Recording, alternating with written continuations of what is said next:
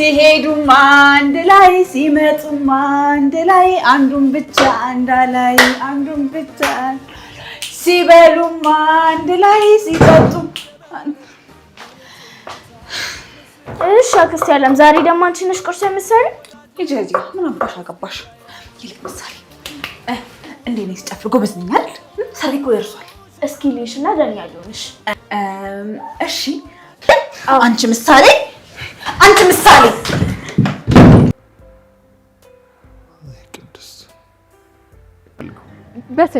በስልክ አዋራኝ። ስንት የደወልኩልሽ እኮ ግን አታነሽ። ምንም ነገር እንዳትነካኝ እጮሃለሁ፣ እንዳትጠጋኝ። በጥይት ግንባርሽን ነው የምሰነጥቅልሽ። የምጠይቅሽን ብቻ መልሽልኝ። ትሰሚኛለሽ? ካሌብ ነው ላካ አይደል? እየተከታተልከኝ ነበር። ሽጉጥ ለመድብል ሰጠሽዋል? እኔ አልሰጠሁትም፣ ራሱ ነው መጥቶ የወሰደው። የኖጥ እኮ ለዛ በአንድ ኩባያና በአንድ ማንኪያ ጮክ ነው የምትሰራው። አይዳጣ በቃ አንቺ ከፋሽም ደስ አለሽም በቃ ሳቅ ነው አይደል ስራሽ?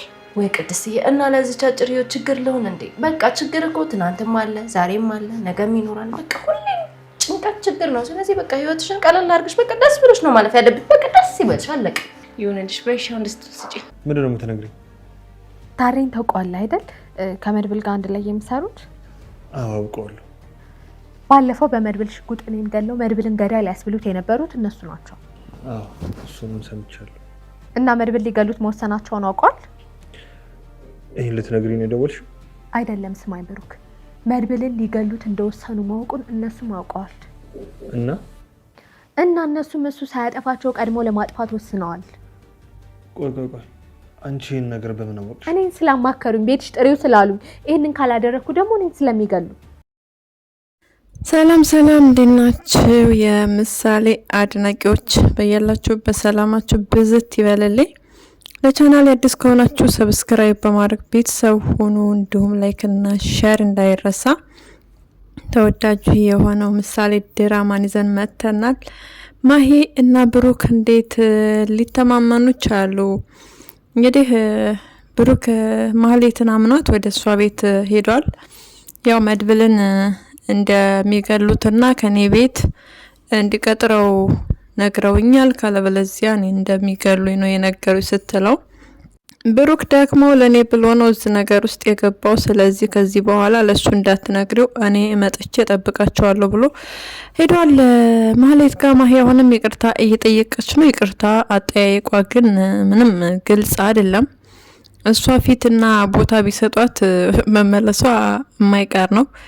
ያው ብሩክ እየተናዘዘ ነው የመጨረሻ ምናምን ነገር ነው ብሎ ወድሽ ነበር እኮ እና ደግሞ ከምሳሌ እናት መቃብር ሄደው አብረው ያለቅሱ እንደነበረ ሲያለቅስ አብረው ታለቅስ እንደነበረ ምናምን ነገር ተናግሯል። ብሩክ ያሳለፉትን ያው የጫወታት ነበር፣ ግን ምን ዋጋ አለው? ያለፈ ነገር ያው አለፈ ነው።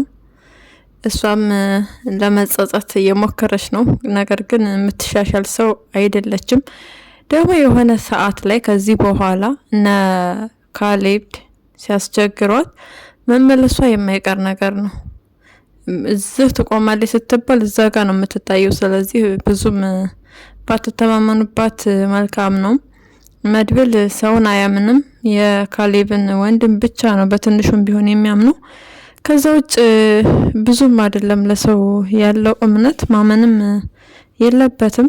ምክንያቱም ታረቀኝ የሚባል ሰው እንግዲህ አብሮ ተቆርቋሪ መስሎ ነገሮቹን እያውጣጣ ምን እያለ አብሮ ሲሰራ ነበረ። በጣም ያሳፍራል።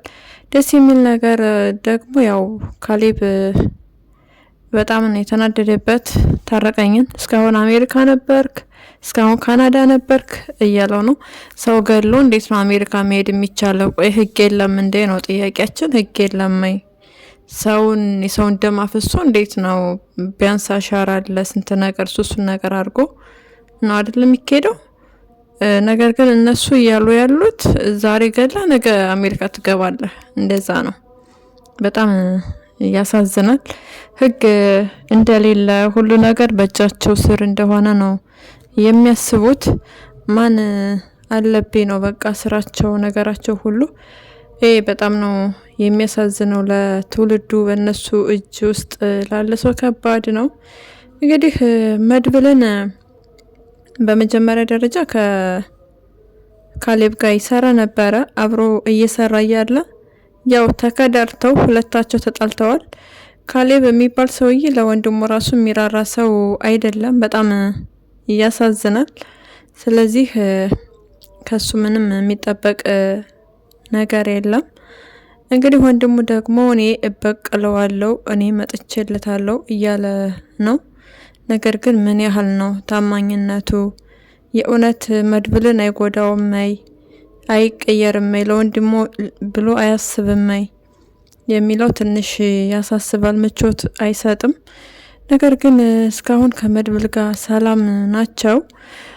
እዚህ ቀደም ብሩክን አውጥተውታል። አብሮ እንደዚሁ የካሌብ ወንድም አብሮ ነበር፣ አግዟቸዋል በታማኝነት። አሁንስ የእውነት ይራመዳሉ እስከ ጥግ ድረስ ወንድሙን ለመግደል ይሄዳሉ የሚለው እንደነገርኳቸው ምቾት የሚሰጥ አይደለም። መድብል እንግዲህ ፈጣሪ እንዲጠብቅህ ምኞታችን ነው። ምንም እንድትሆንብን አንፈልግም። በጎን ደግሞ አክሊሉ የሚባል ጠላት አለው። አሁን ላይ አያቅም። ቢያንስ ቢነገረው ቢያቅ አሪፍ ነገር ነበረ። መድብል ጀግና ስለሆነ ብልሃት ስለማያጣ ከአንድ ብርቱ ሁለት መድኃኒቱ እንደሚባለው ቢነጋገሩ ብሩክና መድብል ቢያንስ ድል የማምጣት እድላቸው ሰፊ ይሆናል። አሁን አያቅም መድብል ብሩክ ከመሀይ ቤት እንደሄደ ከማህሌት ቤት ይጠብቀን ቀጣሪው እንዳሏት እሷ እንዳስገደዷት ምንም የሚያውቀው ነገር የለም። ነገር ግን አይተውትም። እንደማይተውት ግልጽ ነው። አንደኛ ይፈሩታል። ስለሚፈሩት ምንም አማራጭ የላቸውም። እሱን መግደልና እሱን ማስወገድ ነው። እንደዛ ካላደረጉ በጣም ከባድ ነው ለነሱ። እንቅልፍ መተኛት አይችሉም። ስለሚፈሩት መድብልን በቃ መቃዠት ነው ስራቸው። ምክንያቱም መድብል ጀግና ነው ስንል በምክንያት ነው። ለጠላቶቹ አርፎ አይተኛም። እሱ እንግዲህ መድብል ምንም እንድትሆንብን አንፈልግም። ነገር ግን አንድ ላይ ቢሆኑ ከብሩክ ጋር በጣም ጥሩ ነበረ። ምንም ማድረግ አይቻልም። ብሩክ ሄዷል። በፊት ላይ ዝናን እንደዚሁ ኤፍራታን አጠጭው በቃ ፎቶ ላኪልኝ ቤት መኖሩ ምናምን ሁሉ ብለው ነበረ። በዛ ምክንያት እንግዲህ እንዲያዝ ሆኗል። ያበበ ደመሳን ልጅ የመያዝ እድል አግኝተው ነበረ። ስለዚህ አሁንም ቢሆን ብሩክ በድል እንደሚያጠናቅቅ ተስፋ አለን። ብሩኬ ፈጣሪ ካንተ ጋር ይሁን። ነገር ግን ሰይ አይልህም መድብል በጣም ነው የሚናደድብህ። ምክንያቱም መናገር ነበረብህ ለወንድምህ ከአንድ ብርቱ ሁለት መድኃኒቱ እንደሚባለው ለሁለት ብትሆኑ ቢያንስ አሪፍ ነገር ነበረ። እንግዲህ ምንም ማድረግ አይቻልም። ለኔ ብሎ ነው እዚህ ነገር ውስጥ የገባው እያልክ ነው። ነገር ግን ላንተ ብሎ ብቻ አይደለም እዚህ ነገር ውስጥ የገባው። ራሱ መድብል እንደገለጽኩላችሁ ከካሌብ ጋር ይሰራ ነበረ። ከዛ ተከዳርተው ተጣልተዋል። ስለዚህ ይሄ ነገር አጋጭቷቸዋል። ምክንያቱም በዳይመንድ ያህል ነገር ነው እንግዲህ በገንዘብ ለገንዘብ ብለው አይደለ ብዙ ወንጀል የሚሰሩት። የሚወደውን ገንዘብ ዳይመንድ ያህል ነገር መድብል አይኑን አጥፍቶ የካሌብን አይን አጥፍቶ ዳይመንዱን ይዞ ያመለጠ ሰው ነው። አሁን ላይ የሚያሳዝነው ነገር ሁለት ጠላት ነው ያለበት። በጎን አክሊሉ አለ፣ በጎን ደግሞ ካሌብ አለ። በጣም ያሳዝናል። እንግዲህ መድብል ሁሉንም በድል ዝርር አድርጎ እንደሚያሸንፍና እንደሚወጣ ተስፋለን። አሁን ላይ ሰገን ድራማ የሚለቀቅበት ላይ ነው እየተለቀቀ ያለው። ወደ ምሳሌ ላይ አልመጣችም።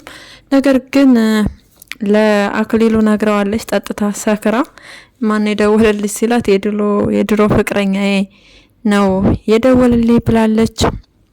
ይሄ ነገር አክሊሉን ይባስ እንቅልፍ እንዲነሳው ያደርገዋል፣ እንዳይተኛ እሷ ላይ ደግሞ ስቃዩን እንዲያበዛ ነው የሚያደርገው። ፍቅረኛ እንዳላት ካወቀ ፍቅረኛዋን እሱን እንደደወለላት ካወቀ ያው ይገለዋል። ደስ የሚለው ነገር ሰገን አውቃለች መድብል እንደሆነ ከስንት አመት በኋላ። የሚያሳዝነው ነገር ግን መድብል የሚያውቀው ሰገን ሞታ እንደተቀበረች ነው። እሷ ደግሞ ድምጹን ስትሰማ እያለቀሰች ነበር። በጣም ያሳዝናል። ፈጣሪ እንዳገናኛቸው በቶሎ ምኞታችን ነው። አታስረዝሙብን ፕሊስ። ይሄ የሁሉም ሰው ጥያቄ ነው። አይርዘምብን እያሉ ነው። እውነት ነው፣ አይርዘም። በቶሎ መድብልና ሰገን ተገናኝተው ማየት እንፈልጋለን። ከዛ በኋላ እንግዲህ በጎን አክሊሉ በጎንነ ካሌብን የሚፋለምበት ጊዜ ይመጣል። ያው መድብል መኖር ይፈልጋል። ሰገንን ካገኘ መኖር ጉጉቱ ተስፋው ይቀጠላል። ነገር ግን ደግሞ እነ ካሌብ እያሉ በየት በኩል ያስኖሩታል። ሲቀጥል አለምን ቢሆን አሁን ላይ ለሱ ጠላት ነች። ምክንያቱም እሷን ካላገባት በቀጥታ በቃ እሱን ለማጥቃት ከጠላቶቹ ጋር መተባበር ስራ ነው የምትሰራው። ወዳጅ ልትሆንለት አትችልም። እሷን በጊዜ ካላሰናበታት በጣም አስቸጋሪ ነው። ብሩክና ቅድስት ለማጋባት ተፍተፍ እያሉ ነው። ነገር ግን አልተሳካም። ምሳሌ እንዴት ነው አለምን ግን አረ ተፋቻት። ታይ እውነት ዳጣም ተፋቻት እንዴ! ተፋቻት ዳጣ ደግሞ እዛም ትላለች እዚህም ትላለች። የድስት እንግዲህ ሽሮ እያወዳደረች ነው። አቤት ዳጣ ግን ይሄን እኮ ለዛ በአንድ ኩባያ ጨው፣ በአንድ ኩባያ ውሃና በአንድ ኩባያ ጨው ነው። ጨው ግን አላነሰም ዳጣዬ፣ እንደው አላነሰም፣ በጣም አነሰ ጨው። እያወዳደረች ትገኛለች። ስትፈልግ ደግሞ ቅድስትዬ እኔ እኮ ያንቺ ምግብ ናፍቆኝ ነው የመጣሁት ትላለች እና ዘራፍ እያለችም ትገኛለች። አለምና መድብል እንዲጋቡ በጭራሽ ነው የማትፈልገው። ይህን ያህል ግን አለም ቆይ ምን አርገሻት ነው? እንዴት አርገሽ ነው የኮረኮምሻት? ስታያት ራሱ ታስፈራታለች። ለዛ እኮ ነው ስታያት ራሱ የሴት ቅብ የላት ምን የላት። በቃ ይሄ ነገሯ ያናድዳታልና ያስጠላታል። እንግዲህ ተፍተፍ እያለች ነው አለምም ሴት ለመምሰል ሲሄዱማ አንድ ላይ ሲመጡማ አንድ ላይ እያለች ነው። ምሳሌ ደግሞ ዳኛ ሆናለች ለዘፈኑ። አቤት ምሳሌ። ለማንኛውም አለምዬ እርምሽን አውጪ፣ ተንኮልና ክፋትሽንም መተው መቻል አለብሽ። አሁን ሰከን ያለችው ቢያንስ መድብልን ልቡን በቃ እሷ ጋር ለመሳብ ምናምን ነው። ነገር ግን አይሳካላትም። ስለማይሳካላት ያው እሷ ክፉ ነች፣ ተንኮል ነው የምትሰራው። እሷና መድብል ካልተጋቡ እንዲሁም ቅድስትና ብሩክ በጭራሽ እንዲጋቡ አትፈልግም። አሁን ላይ በሁለታቸው መጋባት የተስማማቸው ያው በትርራፊው እኔም መድብልን አገባለሁ፣ ጀግናውን መድብልን በቃ አገባው ሳይሆን አፈስኩ ነው የሚባለው እያለች ስለ ወደፊት ህልሟም ልጅ ባናት ነው የምወልድለት እያለች ልጅ ገመዱን ልጅ ማሰሪያው እንደሚባለው በልጅ አሳስራ ቁጭ ልታረግ ነው መድብልን።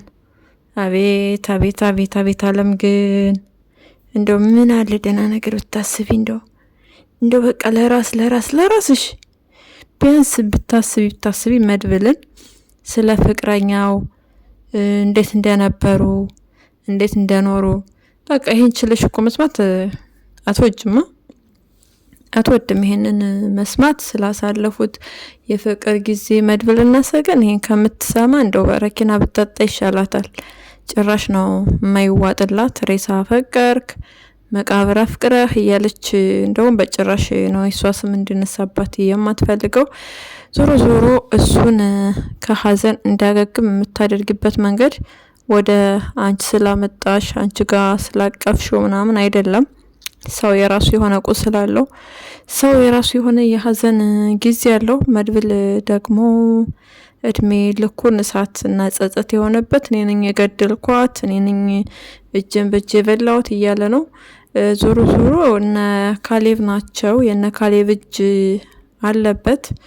ስትቀበር አላየም። ከተቀበረች በኋላ ነው እንዲገኝ ያደረጉት።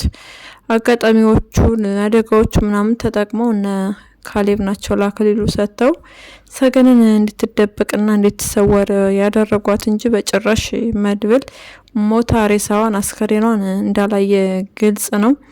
እንግዲህ ሰገንና መድብል ተገናኝተው ሲያወሩ የምንሰማ ይሆናል። ማሂ ደግሞ ስለተቀየርሽ ደስ ብሎናል፣ ባትመለሽ መልካም ነው። ወደ ኋላ ከተመለሽ ዞሮ ሞትሽ የማይቀርና የማይቀር ነገር ስለሆነ መድብል በጣም ባለውለታሽ፣ ሲርብሽ ያበላሽ ያጠጣሽ፣ ብቻ በቃ ስለ መድብልና ስለ ብሩክ እኔ በበኩሌ ቃል የለኝም። በጣም መልካም ሰዎች ናቸው። የእውነት ማንም ሰው ለጠላቱ እንደዛ አያደርግም።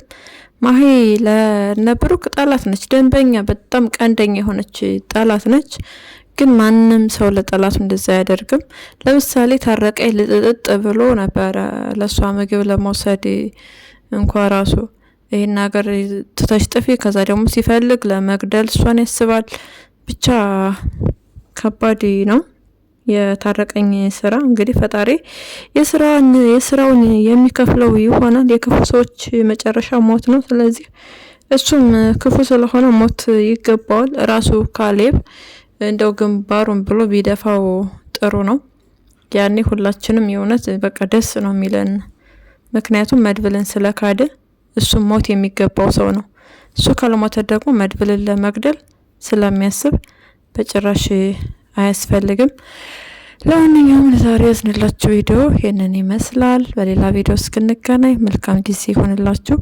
ለቻናላችን አዲስ ከሆናችሁ ሰብስክራይብ፣ ላይክ እንዲሁም ሸር በማድረግ ቤተሰብ ይሁኑ። ድል ለመድብል ድል ለብሩክ እያላችሁ ኮሜንት ላይ ቅውጥ አድርጉልኝ። መልካም ጊዜ